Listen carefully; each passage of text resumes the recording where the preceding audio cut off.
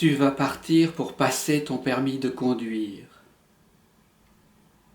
Ce n'est pas la première fois et tu l'as déjà raté souvent. Aussi, essaie de partir comme un homme libre et neuf. Essaie que les enseignements du passé te servent pour ne pas les reproduire.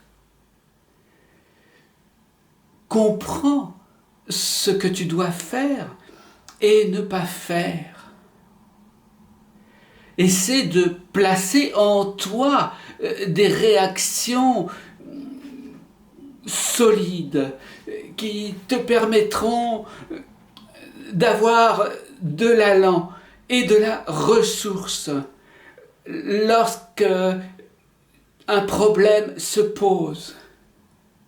Par exemple, ne tape pas sur l'épaule de l'examinateur en arrivant, comme si c'était un vieux copain que tu aurais croisé à l'école. N'embrasse pas l'examinatrice si c'est une femme, comme si tu avais dansé toute la nuit avec elle. Non, comporte-toi raisonnablement, avec modération, de façon civilisée. Et mieux encore, adapte ta conduite en fonction de la personne qui te juge. Si c'est un homme, essaie de composer avec ta voiture quelque chose de volontaire. Essaie de dessiner par ta façon de tourner le volant ou de appuyer sur les pédales quelque chose de net et de directionnel.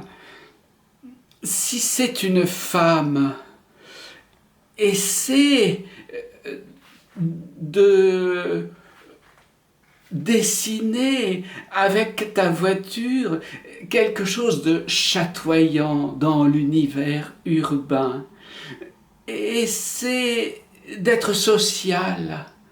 Essaie d'être comme un papillon qui volette dans les prés fleuris.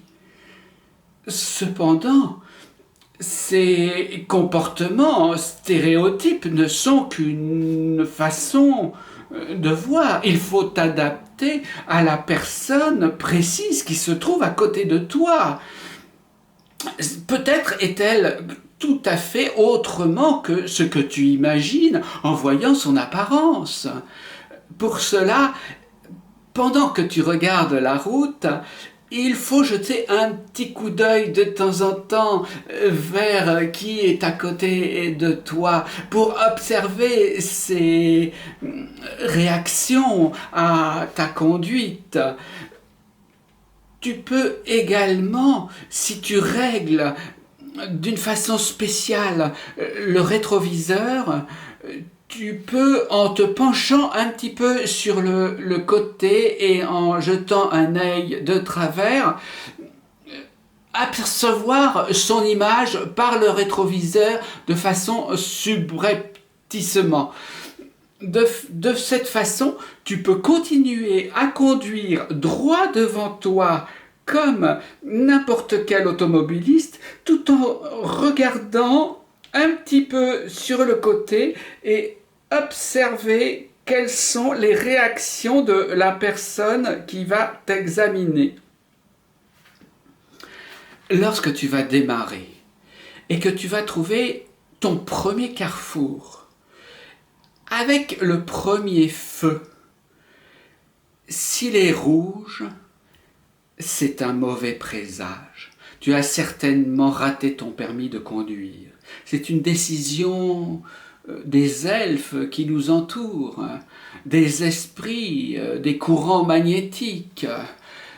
Il faut l'accepter, c'est comme ça. Tu recommenceras encore une autre fois. C'est le destin.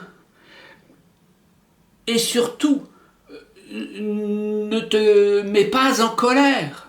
Ne sors pas brutalement de la voiture parce que le feu est rouge.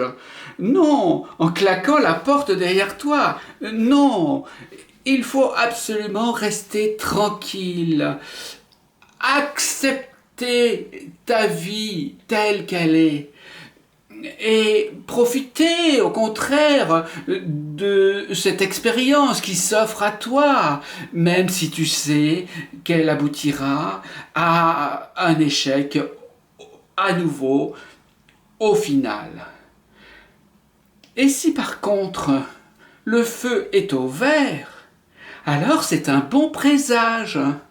Ça veut dire que tu vas certainement enfin réussir ton permis de conduire. Mais reste tranquille. Ne saute pas de joie au plafond de l'automobile. Ne te comporte pas comme si tu venais de marquer un but au football. Emplis-toi de joie. Essaie d'émaner de ce bonheur qui est le tien, d'être enfin accepté dans la communauté des gens normaux, tous ceux qui ont un permis de conduire. Et si ton bonheur rayonne, alors certainement cela influencera favorablement qui va te juger, qui va te noter à la fin de l'exercice. Et ainsi, comme tu es déjà sûr de gagner, puisque tu as reçu le présage des esprits du destin, alors essaie de conduire en regardant l'horizon au loin. Essaie d'avoir un œil qui porte de façon avec sérénité, en allant un tout petit peu plus loin que l'horizon. Que ton regard aille dans vers où tu ne peux pas voir encore, qu'il soit dans un futur qui aille, que tu ne sais pas, que tu sentes un petit peu plus loin.